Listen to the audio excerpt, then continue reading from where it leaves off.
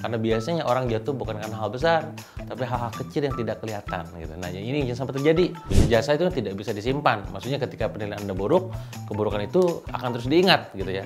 Jadi kuncinya adalah bagaimana kita menciptakan kesan sebelum ingin memberikan pesan.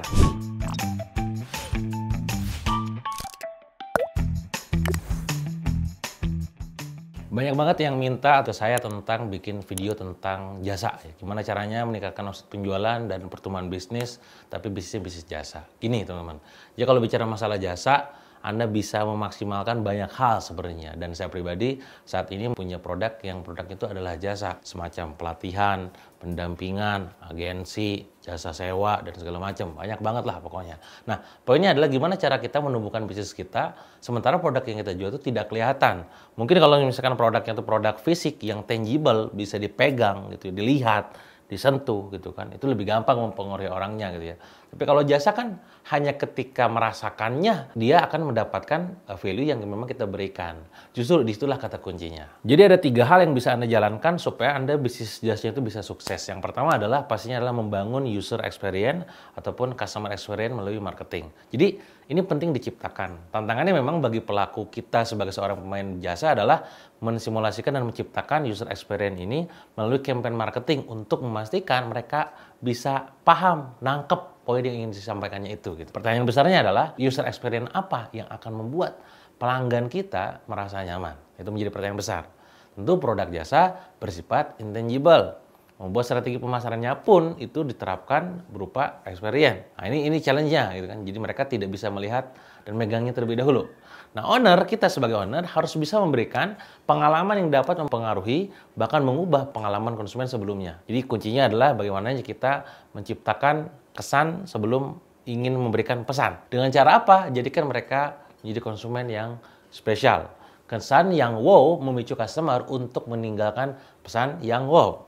Nah, tentu membangun yang namanya experience, Anda perlu memahami dulu nih nilai-nilai yang dianut oleh pelanggan itu apa saja. Francis Fernandi dan Iniesta Bornillo menyebutkan bahwa nilai pelanggan itu termasuk pertama adalah value as a low price. Maksudnya adalah nilai yang dikorbankan pelanggan agar mencapai kepuasan tersebut. Jadi kuncinya adalah tentang kepuasan pelanggan. Pelanggan akan berupaya mengorbankan sedikit-sedikitnya untuk mendapatkan kepuasan sebesar-besarnya. Intinya adalah apa yang mereka keluarkan bikin mereka puas enggak gitu dengan pelayanan Anda.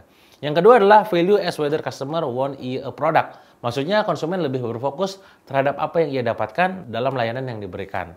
Jadi dapat apanya itu lebih penting daripada kepuasannya. Hanya sekedar itu. Yang ketiga adalah value as the quality consumer get for the price they pay. Konsumen akan membandingkan apakah kualitas yang mereka dapatkan setimpal dengan apa yang mereka berikan. Sama enggak gitu ya. Dan yang berikutnya adalah value as what the customer get for what they give. Konsumen juga akan mempertimbangkan feature ataupun fitur dari layanan yang diberikan seberapa besar yang mereka harus keluarkan. Ini adalah nilai-nilai yang harus diperhatikan oleh Anda, kita sebagai seorang business owner, untuk bisa mendesain customer experience ataupun user experience terbaik buat mereka, para pelanggan yang sebelumnya nggak pernah nyentuh gitu ya. Nah, yang kedua adalah peran marketer dan jasa itu sangat krusial banget. Reputasi dibangun atas kedua peran ini. Kedua peran ini sangat menjadi tumpuan. Tentu kita sebagai pemilik jasa harus mempertahankan gimana caranya agar ini tuh bisa berjalan dengan baik. Bisnis jasa itu tidak bisa disimpan. Maksudnya ketika penilaian Anda buruk, keburukan itu akan terus diingat gitu ya. Jadi dapetinnya lama, tapi kalau udah nempelnya pun jadi lama gitu. Dalam arti susah melupakan kita. Nah, yang ketiga adalah membangun kepercayaan kepada customer. Ingat kawan-kawan semua, tidak akan terjadi closing kalau misalkan tidak ada yang namanya kepercayaan. Bahkan dari segi closing itu sendiri, customer journey, sebelum dia tuh akhirnya beli, mereka tuh harus punya kebutuhan dulu. Sebelum punya kebutuhan, mereka harus percaya dulu. Sebelum dia akhirnya beli, dia harus pastikan punya uang dulu. Nah, ada kolom trust di bagian itu. Maka penting buat kita membangun kepercayaan itu, sehingga mereka nanti akhirnya benar-benar mau beli produk kita. Sekali lagi ya kawan-kawan, saya pun merasakan apa yang Anda rasakan sebagai seorang pebisnis jasa, tapi poinnya adalah tentang memberikan customer experience terbaik. Silakan Anda pikirkan gimana caranya memberikan experience terbaiknya. Seperti halnya saya memberikan yang terbaik, orang berekspektasi sekian, 7, saya kasih 10. Dengan cara apa? Pikirkan hal-hal detail. Anda pun perlu memikirkan dari segi faktor yang membuat mereka tuh jadi bahagia. Oh, apa yang membahagiakan mereka kira-kira? Oh, ternyata mereka akan bahagia ketika apa-apa. Silakan tuliskan.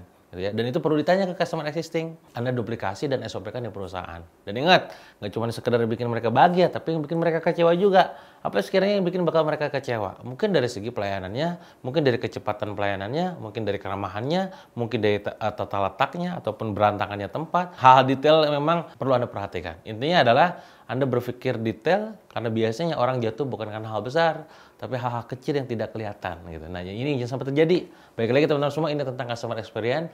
Berikan experience terbaik buat mereka yang sekarang pengen menikmati jasa Anda. Itu aja mungkin teman-teman untuk video kali ini. Semoga memberikan gambaran buat Anda semua, para pelaku bisnis jasa, agar bisa memberikan experience terbaik buat mereka, sehingga mereka nanti puas dan balik lagi ke Anda. Rekomendasi terus nantinya.